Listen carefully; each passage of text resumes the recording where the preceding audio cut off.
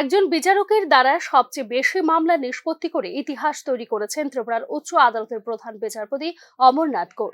2017 সাল থেকে মোট 91,157টি মামলার নিষ্পত্তি করার কারণে আন্তর্জাতিক ওয়ান্ডার বুক অফ রেকর্ডসে স্থান করে নিয়েছেন ত্রিপুরার উচ্চ আদালতের প্রধান বিচারপতি।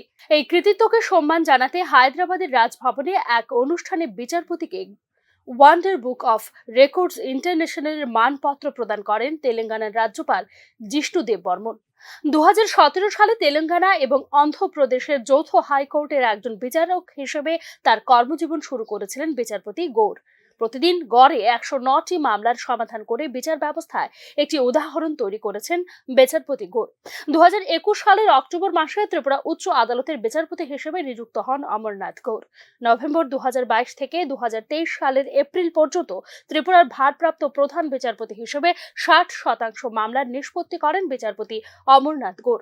এটি বিচারপতি অমরনাথ গৌরের শ্রেষ্ঠত্বের অসাধারণ রেকর্ডের একটি প্রমাণ। আমরা 2017 থেকে 2024 সাল পর্যন্ত হায়দ্রাবাদ এবং ত্রিপুরা হাইকোর্টে 91,157টি পৃথক মামলার পরিচালনা করার ক্ষেত্রে তার ব্যতিক্রমী কৃতিত্বকে স্বীকৃতি দেই। প্রতিদিন গড়ে 109টি মামলার ন্যায় বিচার করায় এই অসামান্য কৃতিত্বের বিচার ব্যবস্থার ক্ষেত্রে একটি গুরুত্বপূর্ণ মাইল ফলক বলে জানিয়েছেন wonder book of records international কর্তৃপক্ষ।